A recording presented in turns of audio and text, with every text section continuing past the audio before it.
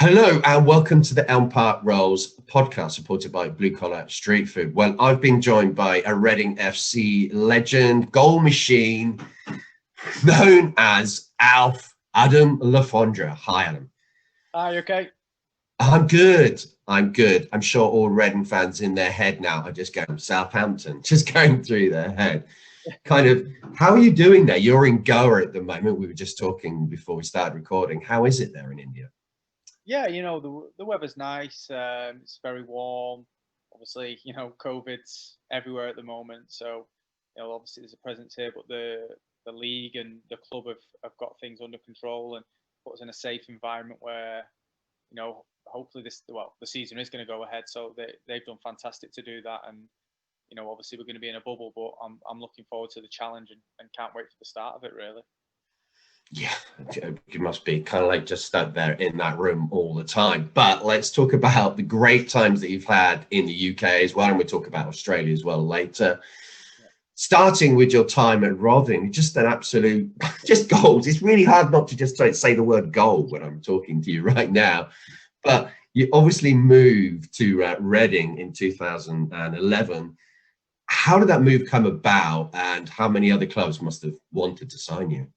Um, well, to be fair, it was late in the window as well. I made it known at the end of the season before that at the end of my last year at Rotherham, I weren't going to re-sign. I felt I'd done enough in League Two to move and play higher. Rotherham were fantastic with me and did well by me, but I felt that this was my time to move up the rung and prove myself higher. And then I just put my head down, worked hard all the way through pre-season, started the games, and obviously started scoring again in League Two. And then I don't know what it was. I just got a phone call out of the blue, like, look, we've had a bid accepted. Obviously, there was clubs sniffing around that time. Chef Wednesday was sniffing. They had a few bids rejected. I think West Ham was sniffing as well. And then Reading were just the first ones in, sort of thing. They put the bid in, got it accepted. Next minute, I'm on the M6 coming down. It's a funny story. My agent at the time, he told me the wrong way, and obviously at that time I didn't have a built-in sat nav in my car, so obviously I'm driving down. I've gone M6, M5, M4, so it's took me like 4 hours to get there. So when I've got there at the hotel, Brian and Nicky Hammond have gone, we thought you were cancelling the deal. You took that long and all this, like having a joke with me. And I was just like flustered as anything, like as you would be, like obviously it was a massive thing for me. And I was just like, yeah, I was glad to be here. Did my medical at like 11 o'clock at night, and the formalities were already pretty much done prior to me coming down. Obviously, on the way down, there was obviously about squad numbers, and I was at that point in my career. Obviously, I've always been supremely confident, and obviously Longyear just left, so that left a big void of number 9, and I always wore at that time 10 or 39. And I remember speaking to Brian on the way down, and he was like, "So, what squad number do you want?" And I was like, "Well, 9. Obviously, I won't be the main striker. That's what I'm there for, to score goals." And he was like, "Yeah, I thought that anyway. I didn't think I was going to give you any other number, but I wanted to hear it from you first, sort of thing." I was like, "Yeah, of course. That's what I want to be. I want to be the hero." Obviously, and that's sort of how my journey started with Reading, and obviously I had great times there. Yeah, totally. I mean, you remember your first goal against Doncaster Yeah. with a kind of like a header, which was like a bullet. I was right in line with it in the Dolan stand behind it. And I thought, I've never seen quite a header like that. It was like the way you jumped that out. It was amazing.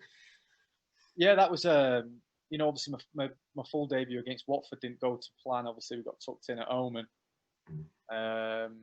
it'll probably give me a little bit of a rude awakening. At the first few games, I probably wasn't ready for the step up. Obviously it's a massive adjustment period. I found it tougher going to the Champ than I did to the Prem. The jump from League Two to Championship was massive for me.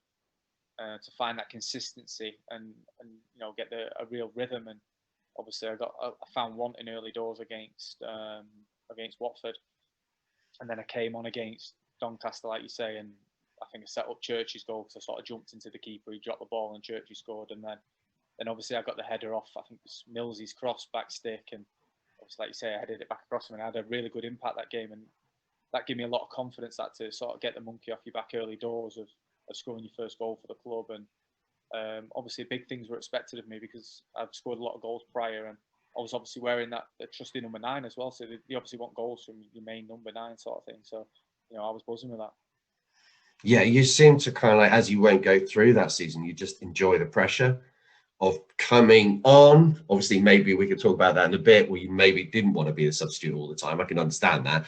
But kind of like that pressure of when you came on the pitch, everybody was thinking, there's going to be a goal soon. That's not many people can deal with that pressure, Alf. I mean, it's quite unique.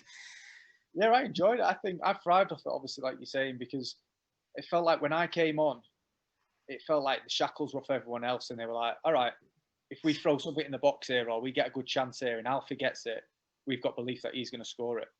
And for me, that felt like them trusting me helped enhance my game even further. And obviously, with the belief I had in myself and still have in myself to this day, I knew as soon as I get a chance, I'm going to score. And predominantly not, I did score. Do you know what I mean? Without being too big-headed, I tended to put the chances away, and that's what I've sort of been renowned for. Yeah, totally. I'm speaking to Jimmy Kebby last week, and he's talking about how your physique. He thought, oh, how's he going to work in the Championship? And he said, no, I soon worked that one out. Just saw what a goal machine. Kind of like looking at you, obviously a Manchester United fan growing up. You almost took the Ole Gunnar Solskjaer role at Reading FC, didn't you? That absolute legendary sub. Yeah, obviously he was my hero growing up as well, Ollie, and obviously I got to play for him as well. Yeah, it sort of was like a gift and a curse at the same time. Like we were saying, obviously maybe touch on it later, but obviously I love the moments that I garnered from being a super sub. But I still think I made a massive impact when I started the game as well. It's just it fell to me in them games when I've come off the bench to score goals, and I think there was other games where I think I could have helped from starting, but you take the chance you get at that time, and I wouldn't trade it for anything because I've had great times at Reading, and I'm obviously remembered fondly there, and I remember them fondly because of what we both give to each other as a club, and me as a player to the fans and the club as well. We had some great times, and I don't think I changed my time at Reading any more than what it was, except maybe stay longer. No, your memories that you've given us are just incredible. That's for certain. Kind of like moving through that season, then you get the goals against Derby, the Bristol City game when we're 2-0 down, and Matthew Monte scores that amazing backflip as well. It's an incredible one. And then we get the Peterborough one. Then you have a little stretch, which is quite unusual for you, for 7 games without a goal. I mean, how do you deal with that as a striker when you're so used to scoring? I don't know, really. For me, it's just always belief in whatever I practice. Obviously, the stuff on the training ground stays the same for me. Just work hard. Work hard. You create your own chances by, outworking everyone else. And I think that was our sort of mantra of the team. We wasn't, over, blown with amazing talent. We had really good players and great people in the dressing room. And I think we had the ability to outwork anyone. And I think if you look at throughout that season, there was very few times we'd ever be outworked, and that's inevitably in the Championship what you have to do. You have to win the battle first, and then you can import your ability, your class, or whatever you have strength on them. And we did that in many games, especially the back end of the season where Robbo was unplayable for 3 months, like literally unplayable. I don't think I've seen anyone play that way ever in my entire career, of someone so dominant of players in such a physical league. Yeah, Jason Roberts was an incredible signing, but obviously it impacted your position up front as well. And kind of like, who would you say was your favourite partner up front to play with? Would it be Roberts or Noel Hunt? I'll go left field. I'd say Pav. Pav? Wow, Yeah, I wasn't expecting that one. In the third season, we had a great, partnership. I think when we played up front together, we did really well. And, I think we scored nearly 30 between us as a partnership. So it wasn't a bad partnership. Obviously, I love playing up front with Hunty as well because he works his nuts off and won headers, which he shouldn't win. And, for me as a gambling striker, he made things a lot easier because I always anticipated he was going to win it because, 7 times out of 10 he'd win it. Then again with Robbo, he holds everything up, everything, literally, like I said, everything. He can just hold 2 people off while I'm just, flying about him and buzzing about him. And he tended to get a lot of the attention and then he'd either lay it on for me or pass it wide to Jimmy or Joby, and they'd lay it on for me.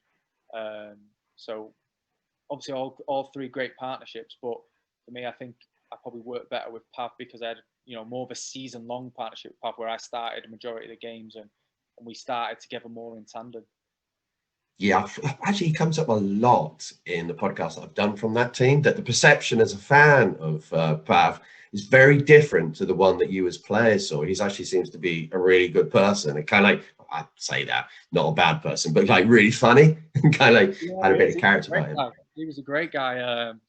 I think obviously he got brought in with a lot of money, with obviously Anton bringing him in, but I think he was a great person and a really good player if we could play to his strengths. And he was a real good addition to the squad. Really, it was just obviously a shame in that first season in the Premiership where he didn't quite get the goals maybe he deserved, because obviously sometimes the chances would be falling to me maybe when he'd come off, and obviously I was on penalties as well, which obviously could help him too.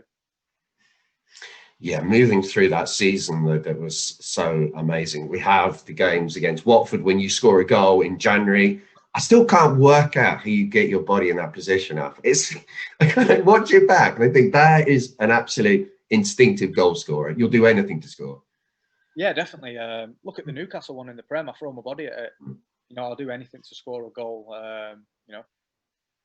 I would say something daft then about the missus and kids. I'd throw, what I mean? I'd throw one of them away. You go for it. I mean? I'm not.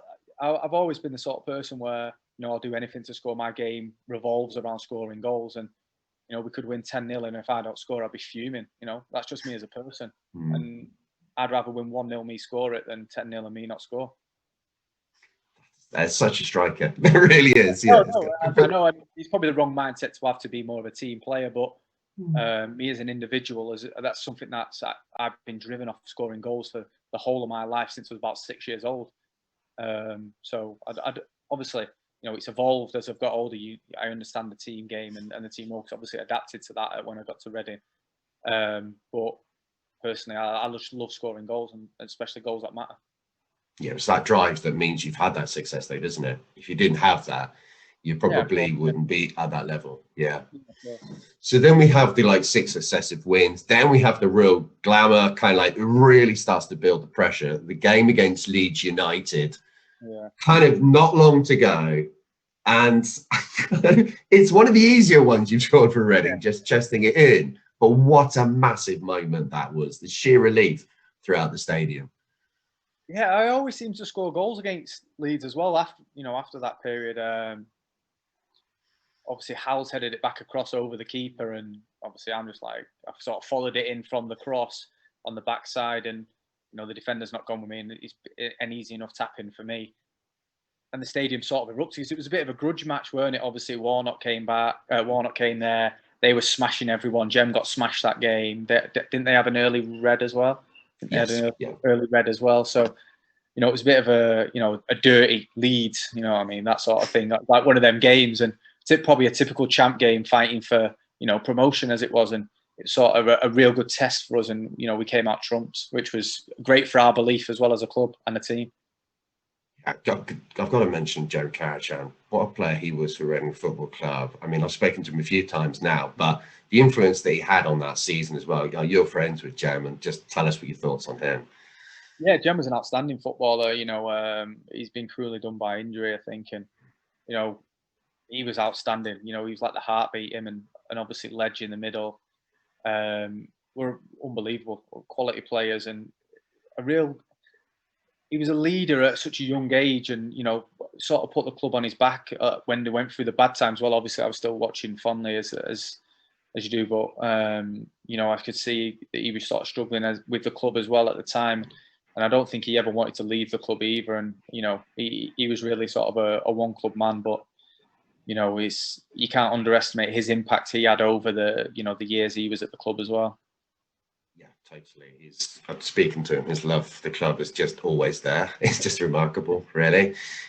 Yeah, but we're now going to get to the match that everyone is talking about, and I can retweet it a zillion times, and it's still not enough, is it, Adam? You must see it at least once a day in your timeline on Twitter.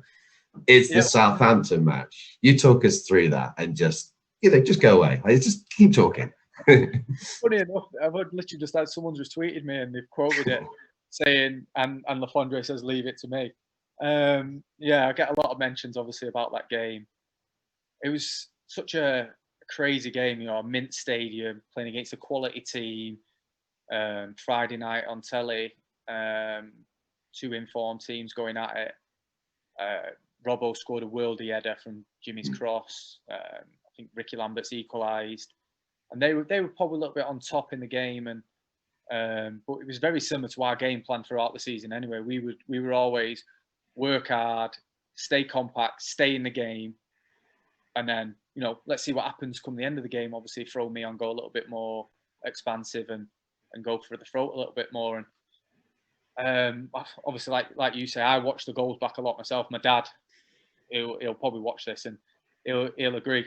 He's watched the Southampton game he's got it saved on his box or whatever, like his Sky box or whatever, on the BBC review that night, and he's on YouTube watching it when he's in his taxi. He's like watches that religiously, and he like obviously even when I watch it still I get tingles on my arms and stuff like that when I'm when the ball comes back to me still, and obviously I fire it in. It's crazy, obviously coming on it. I think come on about 60 minutes, and even at that time I probably weren't even thinking anything like, oh, I'm going to score here or anything. I'm just thinking like, let's just go make an impact, try and change the game or whatever. And obviously when the move started, obviously I've won the ball, passed it to Hunty. Hunty's played it wide to. Oh no, I passed it straight to Jimmy. Hunty's missed the ball. It's gone straight to Jimmy, and Jimmy's took a touch forward, then cut it back. I think I've shouted, obviously leave it, and then I just slammed it as hard as I could, and it's flew into the top corner. And from there, obviously you can hear me screaming. I think when I run around the back of the net, I'm the one screaming. It's not the fans screaming; it's me screaming. And after that, Hunty slapped me the hardest ever in the corner when I celebrated. He slapped me so hard. I think I got a red mark on still now. He slapped me so hard in the back. And then we were just, obviously everyone was going everywhere. We were going everywhere. And then the last one, Benny's come on. I think Benny's won the flick. And then defenders, I've sort of gambled that the defender is going to head it back to the keeper. I think he thought I was going to challenge him. So as I've come off him, he's sort of gone for the contact to push him off it, and he's got no push off the header. So I thought, this is me, this. And then as the keeper's come flying out, there's only obviously one thing I could do there, and that's take it round him. As soon as I've took it round him, I knew it was game over. Right, that's obviously why I'm going like that. Game over. To be fair, I did it in the Leeds game as well. It's obviously arrogant from me, but it's just the sort of where I was at the minute. I was just like, nah, game's done. We're going. See ya. That celebration is so iconic. I mean, we made a T-shirt of you pointing to the back with your name on it as well, and it just must be amazing seeing that. I mean, I don't blame your dad for watching it. Reading fans. I mean, I must watch it at least once a week. At least once a week. It's kind of like so enjoyable being in the away end. That is one of the best days ever for Reading Football Club. Just going to the games and thinking we're going to win. Not how. It's just going to happen, Adam. It's just amazing. Yeah, we sort of had that as players as well. We sort of, especially towards the end of that season, we were just ticking them off sort of thing. We never really looked further ahead other than the next game. That was sort of like the mantra was win next game, and Brian and Gibbo really kept us focused on that, and the staff at the club as well, they were fantastic too. Just only being focused on the game that we can impact, which was the next game. As soon as we won, it was right. Let's do the next game. And then that was sort of the building blocks onto, obviously the run we went on and how we responded for whenever we had a setback. Yeah, totally. I mean, that kind of takes us top of the league. Then we're really kind of like moving forward, and would look like we're definitely going to win the game, win the title that season. In the last game, though, well, not the last one, we had the goal you score against Palace, another header. Kind of like, how is it when we get to that Nottingham Forest match, when we've won the league in the last few minutes and later, and it just think the stadium on the pitch, the celebrations, you must think that mentality you've had for the whole season has come together, and now you can celebrate. Just get into that Premier League. Yeah, it was unbelievable. For me, 12 months earlier, the start of that season, I was in League Two. So, in 180, I'm in the Prem. Do you know what I mean? That was like dreams come true sort of stuff. You couldn't write it. And I was, with everyone, we all loved each other. It's like a band of brothers, the players. So, it was something fantastic we could all share together and, share with the staff as well, because the staff were closely knit in with us as well. We were all intertwined with each other in the club sort of fabric as well, which, I think helped bring everyone close together. And, we were under no illusions how hard it was going to be. And, obviously the season before when they lost the playoff final, and we had a bit of a rocky start, everyone was thinking, "Oh, what are we going to do this season?" And to come out at the end of it, champions of obviously the championship, going to the Premier League, then it was something unheard of realistically. The expectations weren't there for us to do that, but it was something that we believed as a group, and to share that together was something that I don't think you could take away from us forever in our lives. I think we had a special group of players and special staff that we can share that with. Totally. And I'd say a special manager in Brian McDermott as well. Yeah, definitely. Obviously, I don't know if he gets the credit he deserves. Obviously, I've seen a lot of the time he was sort of, discarded in the Prem. I think obviously that was quite harsh, really, because he took us up, obviously, and I don't think he was given the full resources that he was expecting or wanted. Do you know what I mean? To have a real good go at the Premier League, and ultimately we were under no illusions how tough it was going to be going into that season. It was a bit of a gut wrencher for him to be sacked in February, March time, when why not give him next season as well to chance to bring us straight back up. He's got proven track record now of getting teams out the Championship, and to give him that benefit of the doubt. Well, surely that was our thinking as players, but I think obviously we don't make the decisions like that, so it's not our decision to make. What were you thinking during the summer? Obviously, we've gone up to the Premier League. It's going to be tougher, isn't it? Straight away, there's automatic. No players coming in. We've obviously got the new owner. Nothing's really major happening. We do bring some players in, obviously Gunter, McCleary, and some others as well, but no really massive names that maybe would have expected. Yeah, I think obviously for me, I was happy because I thought I'm going to play. Do you know what I mean? I'm going to play. I'm going to fulfill my dream. But obviously, I would have liked more competition. Obviously, there was part of me, Robbo still, obviously Hunty, Churchy. We still had obviously strikers, but I would have thought they would have gone a bit further and got someone else. Obviously, that's what normal Premier League teams do. They normally go out and spend a lot of money and strengthen the squad all over. Obviously, we've got, like you say, we've got Maps, we've got Gunts, we've got GMAC, obviously we've got Guffs and Pav, and then a few experienced boys either side of that as well on a free. But obviously we, as a squad, and I'm sure them boys as well would say, we'd probably expect more, do you know what I mean, coming in through the door. I'm sure the fans would have wanted a big name signing or a couple big name signings, but I don't think it really affected us that much as players, because we just thought, right, well, we can do this, and we've just shown what we can do in the Championship when everyone doubts us. Why can't we go and do it in the Prem? We had that sort of mentality where we'd, sort of die for each other on the pitch, and that's what we planned to do, realistically. We ran till we dropped every game to keep ourselves in it. Yeah, definitely. I don't think anyone can criticise the effort of the players during that season at all. Just lacked a little bit of quality, I think, in certain areas, which you can't do anything about, can you? Going into the first day of the season, we have a standard Adam Le Fondre moment on the first day of the season. It's the last minute. There's a penalty. There's only one man in the building who's going to take that. The pressure of knowing this is your first game in the Premier League, you got a last minute penalty. How do you feel when you're walking up to take that? Yeah, just normal. Just can't wait to take it. For me, I think a penalty is a goal. It's just a goal waiting to happen for me. So that's the sort of confidence I had in myself, and I always have in myself when I'm at the spot. I just think, right, this is just gets me started in the Premiership, and gets me going. Didn't really feel the pressure of, because we weren't expected to do anything. Do you know what I mean? Everyone was expecting us to get beat every game or whatever. So we put in a great performance against Stoke. I think obviously we had an unlucky goal that we conceded with Feds. And we had a penalty in the last minute. It could have been quite easily been, I could have been scoring for 3 points, but that the fine margins in the Prem don't allow for them sort of things to happen. No, they're definitely not. But kind of like it takes quite a while for us to get a win in the Premier League. How's that kind of affect the team mentality when you're going for a long period? Yeah, definitely. I think when you look at the fixtures, you always sort of look at the ones where you think you can get points and where you can get the win.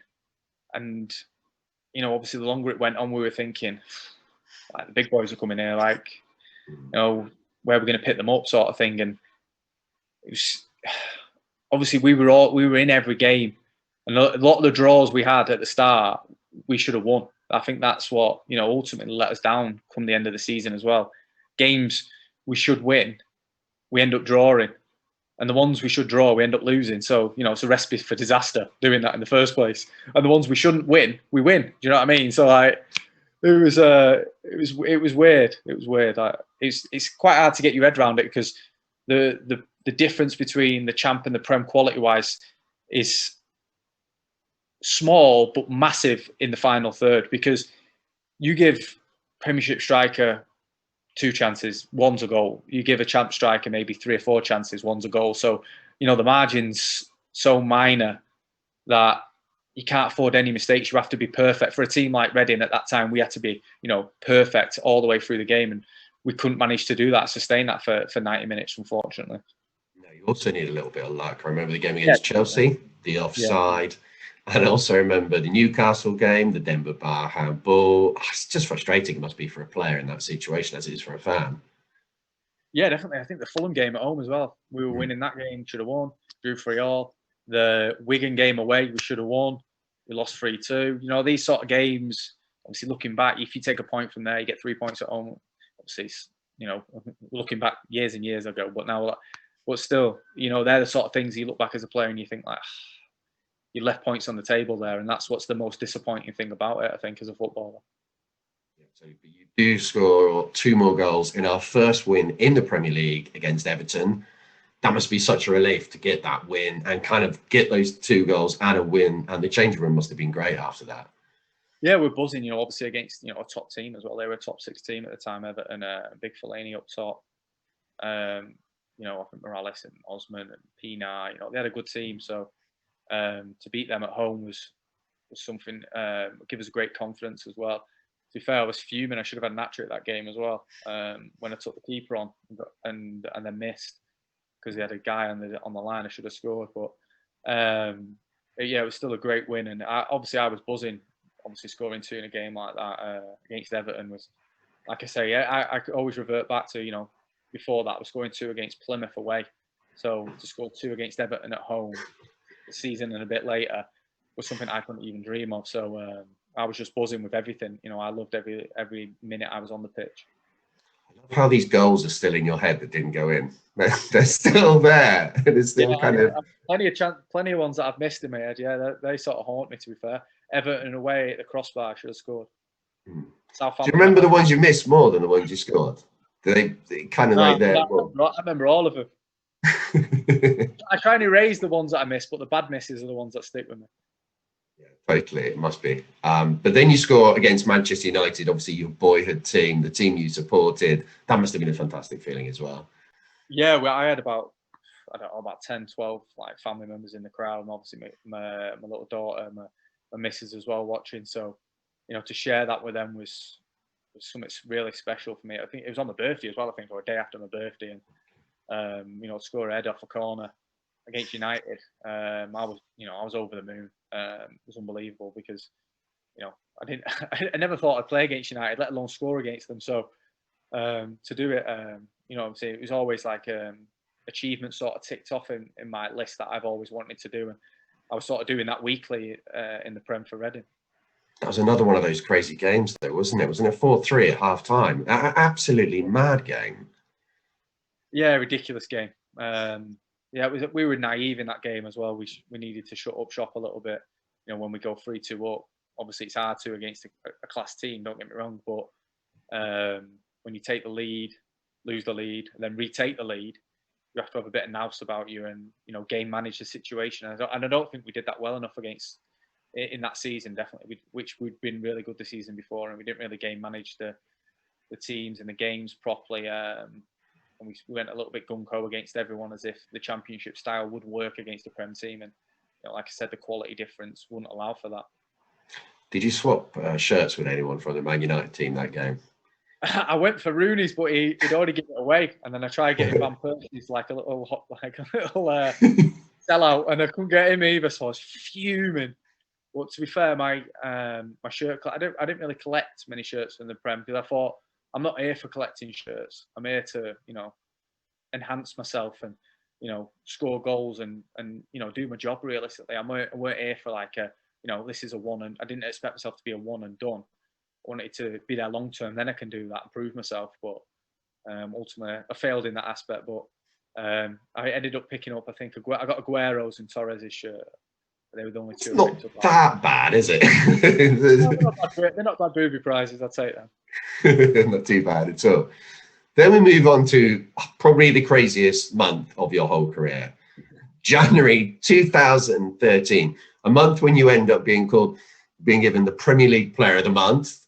That's kind of an indication of where we're going here.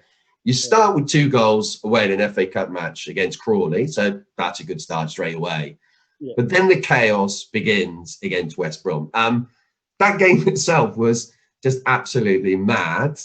Talk us through that game, Adam. Yeah, like you said, it was a little bit, just a little bit crazy. It felt a bit, it was a bit end to end. I think Lukaku had a worldie against us, didn't he, early doors? Then I think he got brought off after 60 or 70, and then it sort of changed. The game sort of like swung open a little bit more open. And then, we got one. It sort of just breathed life into us. Then obviously, I think I scored the second one. Then obviously Pav scores the third right at the end as well. And I think obviously we weren't doing great at that time in the league. So I think all the fans had started leaving early because obviously, as you do when you're losing, I don't know, more or less every week or whatever, or not getting the results every week, your confidence wanes and, that everyone's trying to get to the car early. But I think we made sure, especially that month, that no one left early, especially after that game anyway. I have to admit, when you took the penalty, I couldn't watch. It was too much pressure. It was just pressure. It's only the equaliser. No yeah, I know, but it's so massive. Only the equaliser. Make it sound so easy. It's so simple. You just walk up, bang it in, and that's it. But kind of like the Alex Pearce celebration with the flag, the corner flag at the end as well. I mean, that's a legendary moment as well. Yeah, Pearce has sort of got some iconic moments as well. I think Donny away as well when he did a step over as one of them as well. Step over. When he's wearing white boots, I've never seen out like it. Yeah, that was the slowest step over ever though, wasn't it? I mean, yeah, he was doing it over a beach ball. Yeah, God. Then you go to Newcastle. You get 2 goals there. Hope Akpan comes alive as well. We just signed him and he set you up lovely, doesn't he? A beautiful, he meant that first pass, didn't he? No way was that. Definitely the great assist from him. He played for Crawley, didn't he, in the 3rd round of the cup, and he had a good game against us. And then next minute he was in the dressing room sort of thing, and I think he came on not long after me or similar time to me. The first goal I've not really known much about it, and just when Jimmy's past someone and running and he's at full flight, he's getting the box because no one's catching him, and I managed to get in front. I think it was Mike Williamson, and he sort of rugby tackled me from behind. I'm just quite lucky really, because as he's rugby tackled me, he's like sort of pushed me into the ball and hit my chest and just rolled in. And I remember getting up thinking, well, I'll take that, and then I just sort of slid off celebrating in front of them and thought, yeah, I'll take that. What a nice entrance sort of thing. I used to take caffeine gum, and I don't think I'd even spat it out by the time I scored my first. So I don't even obviously I was on for a minute or so or whatever, and I scored. And then the second one, like you say, Hopes faked the shot and just hit it off his knee, shin, toe, and ankle, and it fell nicely to me. And I sort of whipped it round Colakini at the near stick, and ran off again. And we've managed to hold on. That was an amazing win in there. St James Park is sort of like a staple of the Premier League. It's such an amazing stadium, even with a little bit of a slope on the pitch. I've never even noticed that, obviously, until playing there. It's amazing. Such a massive club and massive, obviously fan base as well. And to score, 2 goals and get the win there was incredible. Yeah, it must be incredible. But I think possibly the most dramatic one is yet to come just now. Chelsea. Now, Chelsea fans are singing all the way through. You know, we're champions of Europe. We're amazing. And we're not going to come back. Giving us abuse as little old Reading. We're nothing. No, they hadn't anticipated Adam Le Fondre coming on and breaking their dreams. And all those Reading fans, Chelsea fans who live in Reading had to deal with stick for days afterwards. Oh, that must have been amazing. Yeah, of course. You know, I watched that back not long ago when I joined here. The Premier League India retweeted it. And I didn't realise I come on directly after they score the second. So God knows what I'm thinking at that point. I'm thinking, you know, obviously, like, for fuck's sake sort of thing. Like, I could have come on a little bit earlier and, you know, the game's still in hand. And then obviously, hope he's put a fantastic pass in behind Ivanovic. And I sort of pointed and, you know, it's like a slide rule pass for me on my left foot. And obviously hit it first time and caught out Turnbull at his near stick. And we've sort of gone, go on then, we'll have a little bit of this. And I think, you know, as many teams do when they get a lead, they drop back a little bit. And once we scored, they didn't really get out as much and, you know, use their quality as well as they should have. And obviously we were putting them under immense pressure at that point. And then, you know, obviously last kick of the game, Feds has punted it up. They'd not headed it and not dealt with it. Jimmy, for some reason, headed it. It's not like him. And then Hope's done the maddest cushion header I've ever seen. I don't even know how he's seen me, to be fair, and just dropped it on my foot. Just instead of lashing it, I just thought, I'll just cushion this back across the keeper. And obviously, lucky for me, obviously it went in the top corner. And, you know, we all went mental and stuff. And, you know, you see the celebrations again from me. You know what I mean? I'm just running off. Don't even know what I'm doing. Just throwing my hands everywhere. I don't know what I'm doing. Just buzzing my head off. And, you know, for me at that time, that's all it was. I was just buzzing. Every time I got on the pitch, I was buzzing, just thinking I'm going to score it. Every time I got on the pitch, I thought, there's a goal. Let's have it, sort of thing. That sensation when you score, though, it must never go away. It doesn't matter what level you're playing at, does it? I mean, it just must be incredible. Yeah, it's like I say, it's the best feeling you can have in football and probably the best feeling you can have in life, apart from maybe obviously the birth of your child or your wedding day. Depending, don't let the missus see this. Yeah, it's incredible. You know, I've loved scoring goals. There's nothing better for me. Like I say, my game's revolved around scoring goals. Ever since I was 5-6 years old, that's been driven into me to do. You know, that's sort of been my purpose on a football pitch. I felt as if that's what I'm about. And, you know, like you said at the top of the podcast, when someone says my name, it's normally goals they associate with it or poacher. I'd like to think there's a little bit more to me as a footballer than poacher, but, you know, definitely goals. I'd like to think that's what I bring and that's what I do. Yeah, totally. Even though that we get relegated from the Premier League, you still end up as player of the season for Reading Football Club that season. That must be a lovely thing to have, even despite the fact that we went down. Yeah, definitely. Obviously, it was a great personal achievement for me. Even obviously the Player of the Month is something that's amazing, but I can't really look on it too fondly because of we got relegated. You know, yeah, I had a great season in the Prem, but it meant for nothing. Ultimately, we got relegated, and I felt like, you know, I let the club down, and, you know, as players, we did that because we didn't get the results required to stay up. You know, I was obviously bitterly disappointed with that. But obviously, it's nice to have them achievements, but still, it would have been heaps better if, you know, it meant something. Do you know what I mean? We stayed up, and unfortunately, we didn't do that. No, obviously during that period, during the Premier League season, we see a new manager come in Nigel Adkins. How was your kind of like relationship with Nigel when he came in? Yeah, it was kind of good. You know, obviously when he came in, he spoke really highly of me. He's always wanted to sign me when I was younger, always wanted to work with me and stuff like that. And I was buzzing because he said the right things for me as a player. He said, like, look, just let me sort things out here while we're in the Premier League. Then next season, you're going to be the main striker. You're going to play X amount. You're going to score this amount. I was like, yeah, buzzing. That's what I want.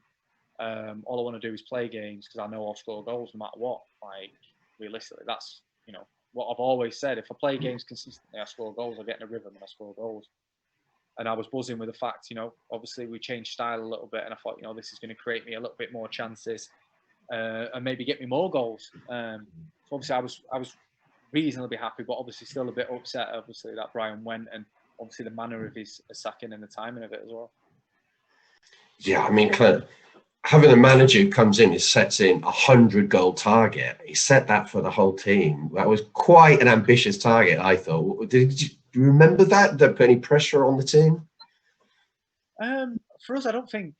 For me personally, I like that. I like someone setting me a goal to go and get, and try and achieve that. I think he wanted 25 from me that season, and I said, yeah, if you play me 46 games, I'm going to get you 25 goals, like 100%. Like there's no two ways about that. I remember one of the first meetings we had was that. And I said, yeah. I said, you play me, you get me the right service, and I'll score them goals easy. I'll score more than that.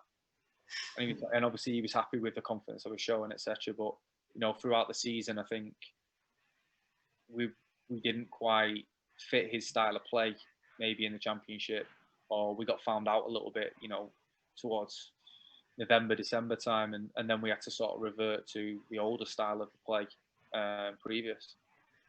When you heard he was announced, did any part of your brain remember 2 goals at Southampton now? Maybe, yeah. Well, yeah, obviously that doesn't really, come into it. I've seen how well he brought on Billy Sharp, a similar player to me, and I just thought this is going to be great for me. Obviously Ricky Lambert, someone who I played with when I was younger as well, and seeing him smashing in goals, I thought, this is going to be fantastic for my career as a player. So, I was welcome into it. You score a goal on the first day of the season against Ipswich, and then you score consecutive hat-trick in home games against Bolton and then Blackpool. I mean, it doesn't get much better than that, does it? No, it was crazy, weren't it? Realistically, I think I got brought off in both games. I might have got brought off in both games, or definitely the Blackpool game. I was fuming. I was like, nah, there's more than 3 here for me today. I was like, I think I remember thinking the same, actually. I remember thinking, why are they taking him off? Because he's just going to get more and more.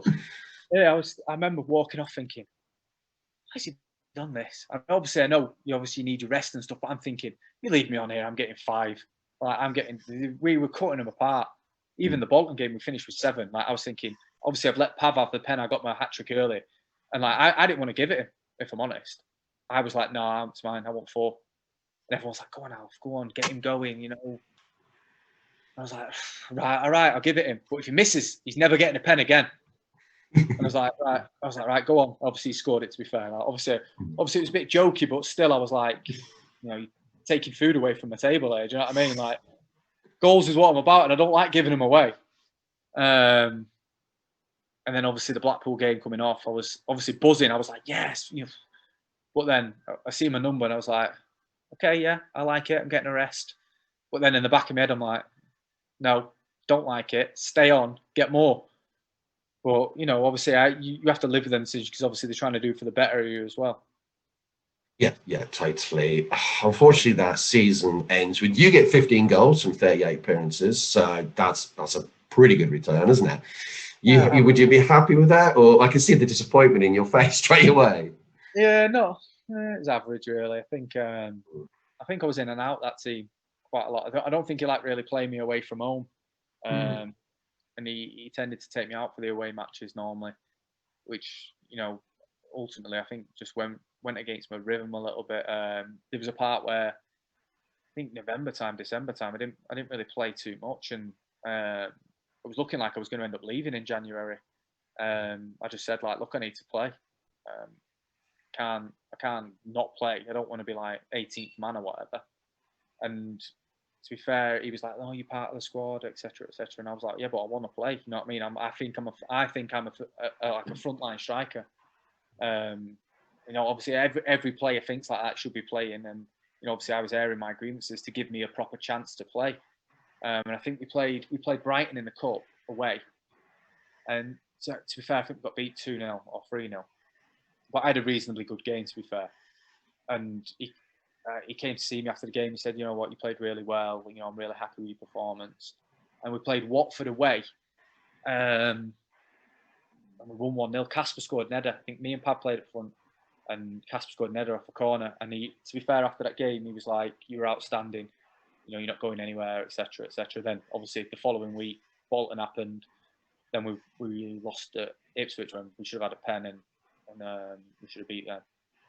And then we obviously Blackpool came to town, and obviously you got that trick there as well. And then after that, I missed a chance against Millwall. I remember I missed a header when we won 3-0, and for some reason that sort of set me off on a streak where I didn't score for, I think it was about a month. I think I didn't score for a month, and then think I scored against, or maybe in a month and a half. Then I scored against Borough at home on a Tuesday night, and we won. I think we won 2-0 or 2-1. And then I scored against Donny just before the end of the season. But by the end of the season, I had a problem with my tendon, so I wasn't really training. I was just playing, and even in the Burnley game, I come off after 60 because it was like I thought I had my tendon flared up, and it did all my nerves in the back of my hamstring, so I couldn't finish the game. Really, it was disappointing. Really, it was just an average campaign. Really, I didn't think it was amazing. It could have been better, but it could have been a lot worse, I guess. Yeah, we finished just outside the playoffs, and such a frustrating season because we were so close. If we would have got to that playoffs, I mean, Reading in playoffs, every single playoffs podcast they do, it comes up, I think, with a player. It's kind of, we dread them, but we just want to win one day. But it wasn't meant to be, was it? I thought if we got the playoffs, we were going to win it. I think we had that much quality. If we got to the playoffs that season, we were winning it. 100%. Thought the way we were finishing the season, we had a lot of momentum. We just obviously got done with, I think it was Ajoa scoring against Forest for Brighton and knocking us out of the playoffs in the 89th minute or whatever. So, that's what happens in football. Minutes can change games, and moments in games. Obviously, I know myself change matches, and ultimately that wasn't to be for us. Yeah, definitely. Adam, if you'd have scored the goal that took us up for the playoff final, they would have renamed the stadium after you. Absolutely. But during that time, club had major financial issues, which then eventually sees you going to Cardiff City. How did that come about, and did you want to actually leave at that point? They came in for me in January. At the end of January, they came in on deadline day. Tried signing them for Solskjaer wanted to take me to the Prem then. But I think obviously the money weren't good enough, and obviously that got kiboshed, and the club were like, no, we're pushing on, blah blah blah. Obviously unbeknown, what's going on financially at the club at the time, because at that time as well, I was sort of waiting for my new contracts. Obviously, I wanted to stay at Reading. Obviously, the way the club was going at the time, it was in the Premiership. They were in March. They were going to offer me a new deal. Obviously, Brian goes, Nigel comes in, and then I spoke to Nigel in the summer. Said, "Look, where's my new contract?" That sort of thing. And he was like, "Yeah, we're definitely going to do it." Blah blah blah. Then obviously the financials, obviously dragging in the background with what's going on. That obviously no new deal comes to me. So it gets to that. I think it was May. It was quite early in the window when it was done. It gets to that May, and they've put a bid in, obviously by my agent, said it's got accepted. And it was sort of put across to me that if I didn't go, I think they were looking at selling me or McCarthy at the time. And if one of us didn't go quick, the club was struggling with a massive tax bill. And at that time I was sort of umming and ahhing. Obviously, I wanted to stay because I'm the main number 9 there. I felt we were going to go back. We were going to go back again next season, and we're going to be a playoff threat at least for sure. But obviously, then that sort of reared its head and shown that the financials are going to be a struggle with the club, because if I stay, I put the club in peril. If McCarthy don't go, I don't know what was happening with McCarthy at the time. I think Liverpool were in for him, but nothing was really settled or anything. So, weren't like pressure was put on my shoulders to leave or anything like that. But I just felt like this is a great offer from Cardiff. They're giving me a really good contract, chance to work with my boyhood hero. Obviously, Ollie was the manager, so I don't think if Ollie wasn't the manager, I don't think I'd have been so eager to join him as quick as what it happened, because the chance to work with him was something I dreamed of as a lad, because I loved him as a player. I loved everything about him, his ruthlessness, his finishing ability, the way he conducted himself as a player on and off the field. That sort of thing sort of stuck out for me and sort of dragged me in. And obviously with the tax hit coming on Reading, and obviously realistically me not getting a new contract coming in the foreseeable future because financially they were troubled. So it just seemed the best decision for me to sort of help the club by leaving. But ultimately, do you regret it? No, I don't think I regret it. But I would have liked to have been at Reading, for longer. But it's football, you know what I mean. Them sort of decisions, you live and die by them. I moved to Cardiff, and that was that. Yeah, I'm just kind of like, did you kind of just imagine that one day he'd also be manager of Manchester United? Not particularly at the time, because obviously I only worked with Ollie for like 10, 12 Mm. games, and we sort of got chucked away by Vincent Tan quite early, and I was quite shocked at that really, because we were just sort of knitting together a team at the time. We had a lot of good players, and he was sort of working out his best 11. So um, I think sort of Vincent Tan sort of made an educated decision that, you know what, I don't think we're going to make the Premier, so let's start shedding everyone, start getting rid of people, and Ollie was the first one to go, unfortunately, and I was disappointed in that, because obviously the main reason he going there was to work with him, and for him to go after 12 games was disappointing for me. And then him to go Molde, he went obviously back to Norway and did successful things there, and he did a great job when he was interim manager at United. So obviously fair play to him. Yeah, Vincent Tank coming up there, changing their colours to red. I mean, it's quite an interesting man. Obviously, you've probably met Vincent Tan as well. No, I've not met him. I've No, met, never. Okay. never met Vincent. No, it was Mehmet Dalman I met, who's a great man, and Ken Chu as well, who was a nice man as well. I have nothing but good words to say about Cardiff. They were fine with me. It just obviously didn't work out as for a player at that club at the time. Yeah, you then move on to Bolton Wanderers, who then you definitely had a much better time there, managing to get them promoted from the League One as runners-up. Talk us through your time at Bolton, both of them really. Yeah, well, I had an amazing time. When I went on loan there the first time, I scored 8 in 17, 16, something like that. Yeah, I that's absolutely spot on. Yeah. yeah, something similar. I loved it. They were giving me something that Cardiff couldn't at the time, and that was like game time, 100%, and chances. Like I was a bit starved of chances in the role I was at Cardiff, whereas at Bolton, I had Neil Lennon, who fell over backwards to sign me. I had a phone call on the Wednesday. I remember I was out for lunch with my wife, and I took a call off Chris Powell, who was at Huddersfield at the time, and he was like, "Look, we'd love you to come, but very calm, collected manner." And then I had Lenny on the phone. He was like, "No, you're not going anywhere else. I'm desperate to sign you, effing and jeffing. It's like Christmas has come early. Get to Bolton. We want you now." So I was like, "Right, okay." He's desperate to get me. I want to play for a manager who's, desperate to get me. Not to say Chris Powell wasn't desperate to get me, but by the way Lenny portrayed it, he was, he'd do anything to get me. And that I was drove up that afternoon. I was like, right, come on, then let's have it, sort of thing. And he was buzzing with it. He was like, I've been trying to sign you for years, trying to sign you for Celtic, etc., etc. But now I've got you in all this. So as me, I was like a little kid, just like, yeah, it's like buzzing off it, my confidence, ego growing, and all sorts, like, because it felt like I could do no wrong for him because he loved me that much already. And then obviously I had a great time there, scored goals freely.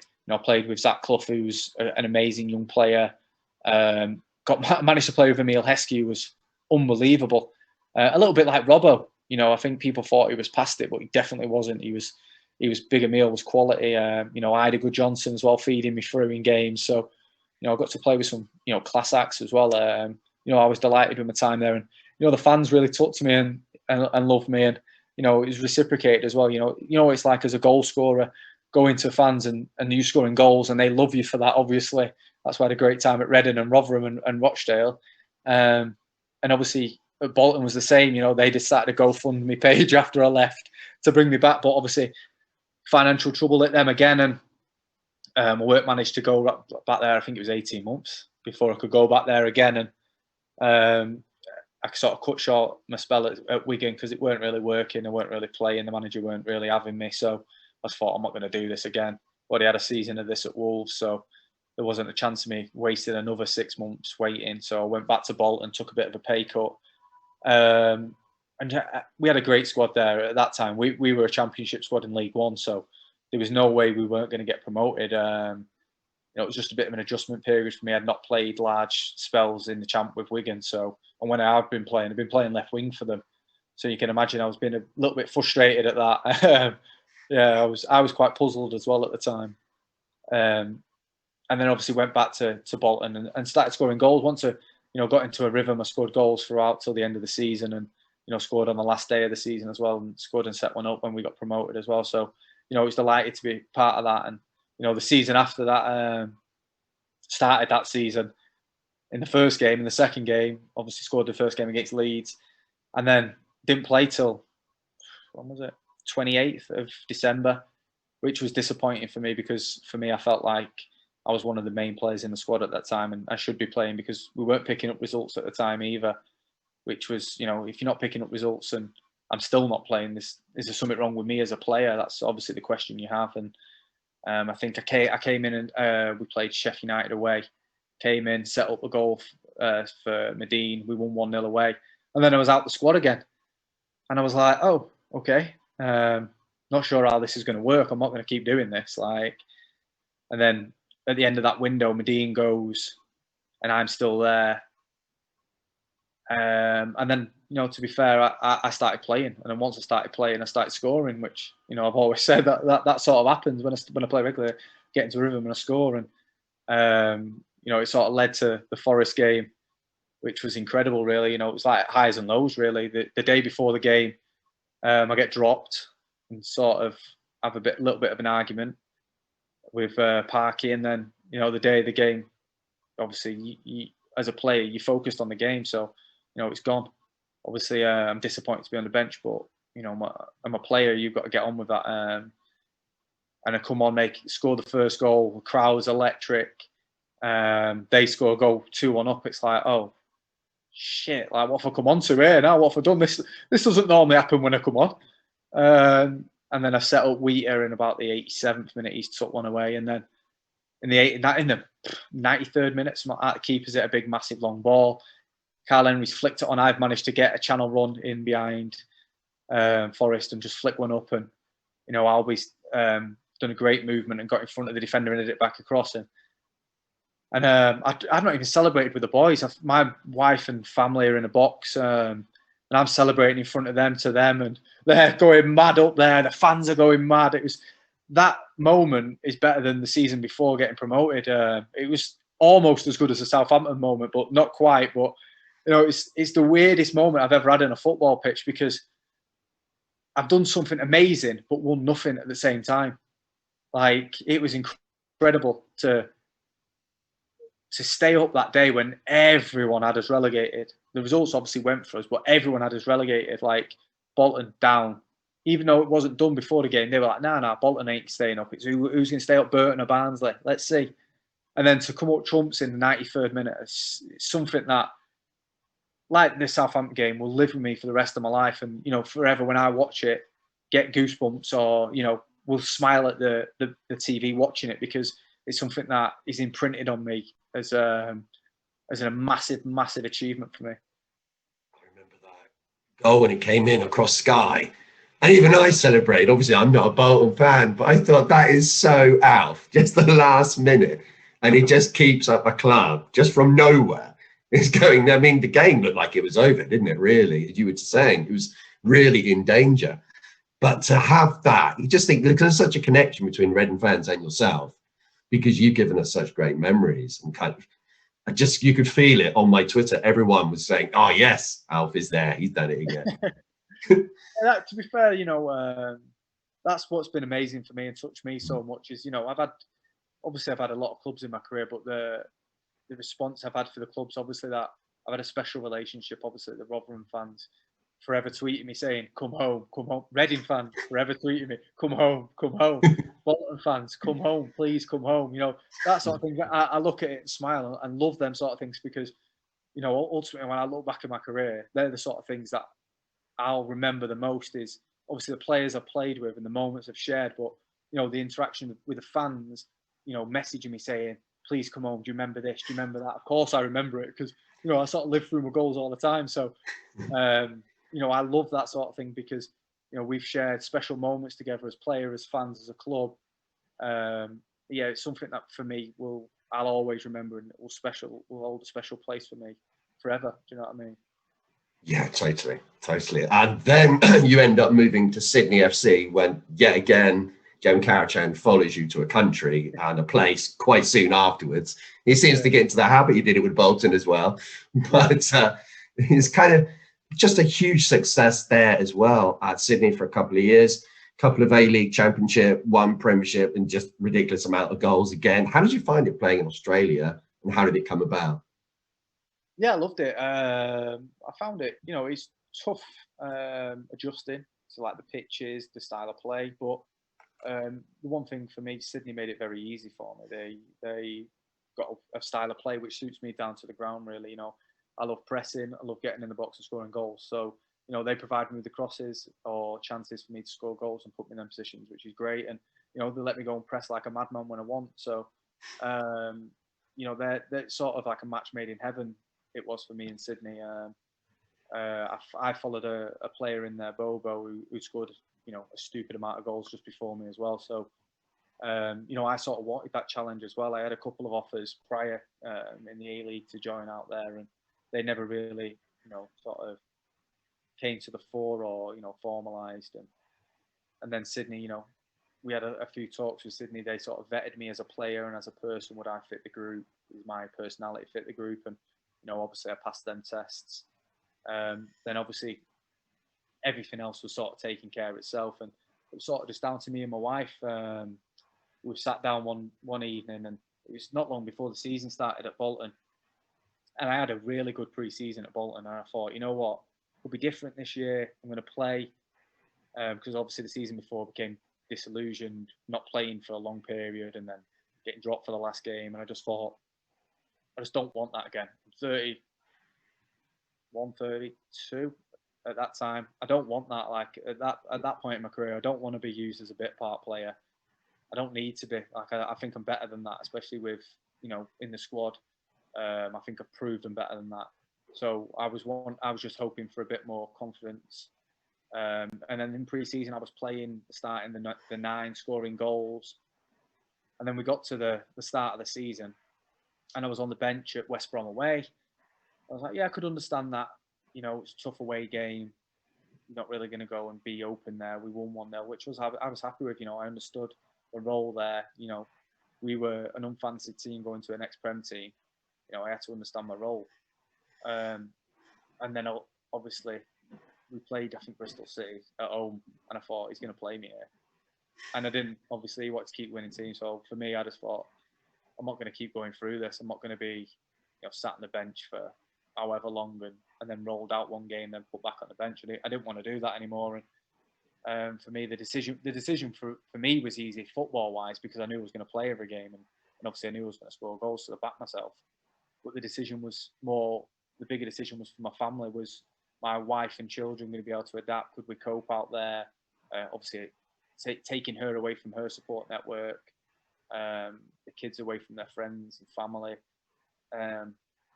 Ultimately, my wife, amazing person, was unbelievable, because without her, I couldn't have achieved what I achieved in Australia, because, over there, obviously it's a nice life being a footballer, but the 3-day weekends where I'm away, a week I'm away from Champs League, when I'm flying to Asia, she's out in Australia, no friends, no family, with the 3 kids. It's obviously hard and it's demanding.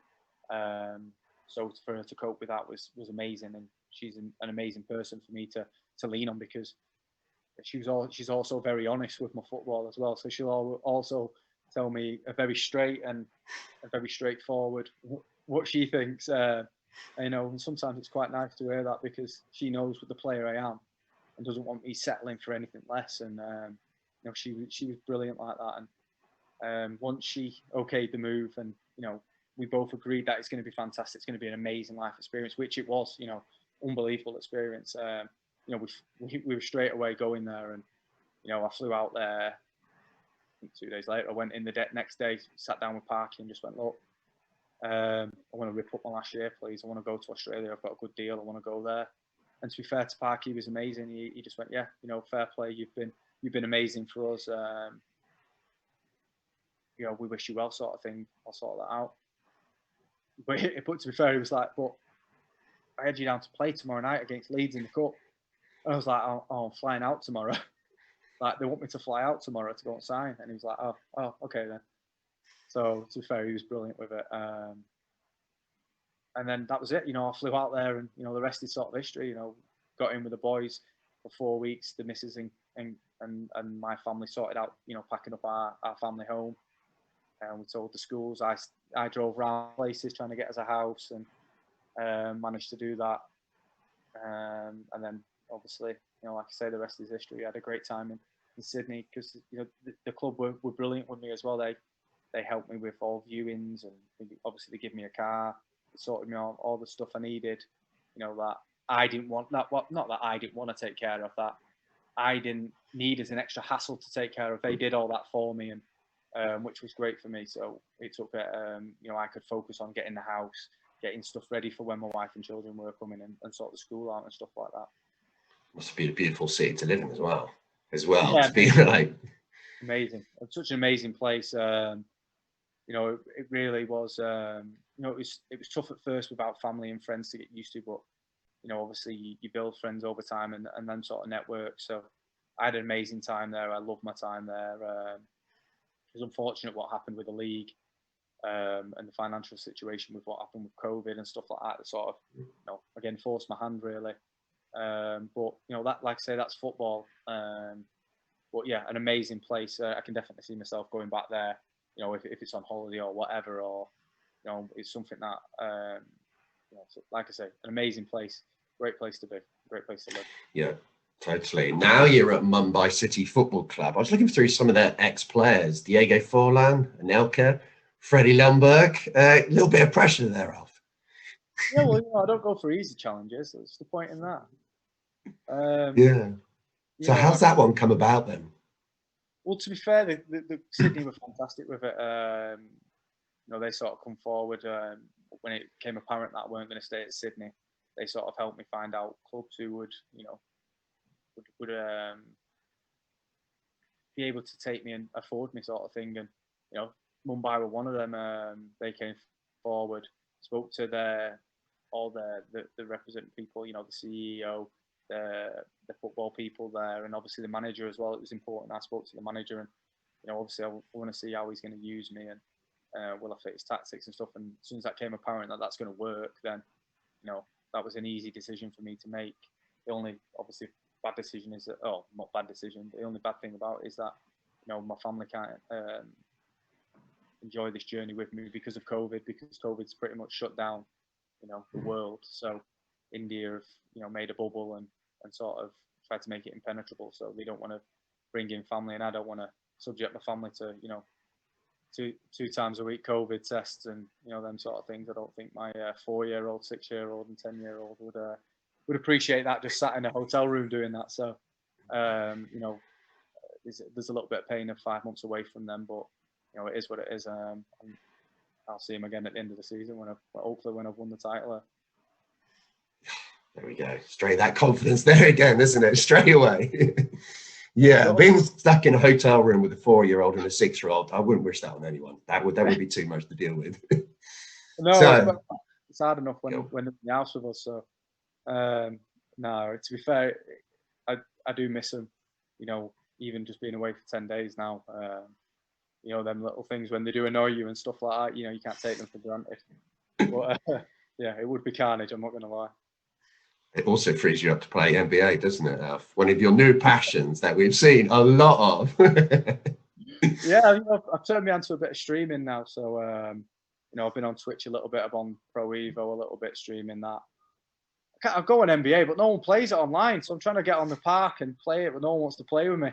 I've not got good enough ranking to get people, like random players, to come and play with me. And I'm on the Asian servers as well. So obviously, when my friends come and play with me, there's delays massive. So, and don't help, the Wi-Fi is not the best there. So, I'm sort of handicapping myself before I even start, but, I love it. So it's good fun. The real struggles of life there, isn't there? Cool. Thank you very much, Alf, for joining us. Really appreciate your time. An absolute Reading FC legend. Everyone who's listened to this, I'm sure, will love it. Thanks again. No, thank you. Thanks very much. Thank you.